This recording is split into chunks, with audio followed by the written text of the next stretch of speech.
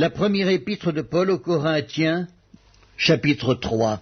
Pour moi, frères, ce n'est pas comme à des hommes spirituels que j'ai pu vous parler, mais comme à des hommes charnels, comme à des enfants en Christ. Je vous ai donné du lait, non de la nourriture solide, car vous ne pouviez pas la supporter, et vous ne le pouvez pas même à présent, parce que vous êtes encore charnels.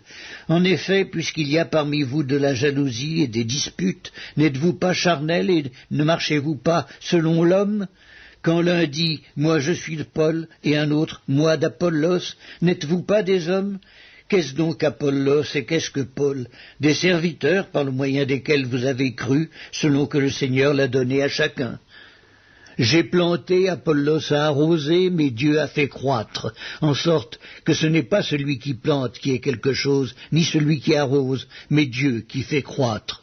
Celui qui plante et celui qui arrose sont égaux, et chacun recevra sa propre récompense selon son propre travail. Car nous sommes ouvriers avec Dieu. Vous êtes le champ de Dieu, l'édifice de Dieu. Selon la grâce de Dieu qui m'a été donnée, j'ai posé le fondement comme un sage architecte et un autre bâtit dessus. Mais que chacun prenne garde à la manière dont il bâtit dessus, car personne ne peut poser un autre fondement que celui qui a été posé, savoir Jésus-Christ. Or, si quelqu'un bâtit sur ce fondement avec de l'or, de l'argent, des pierres précieuses, du bois, du foin, du chaume, l'œuvre de chacun sera manifestée. Car le jour la fera connaître, parce qu'elle se révélera dans le feu, et le feu éprouvera ce qu'est l'œuvre de chacun. Si l'œuvre bâtie par quelqu'un sur le fondement subsiste, il recevra une récompense. Si l'œuvre de quelqu'un est consumée, il perdra sa récompense. Pour lui, il sera sauvé, mais comme au travers du feu. Ne savez-vous pas que vous êtes le temple de Dieu et que l'Esprit de Dieu habite en vous ?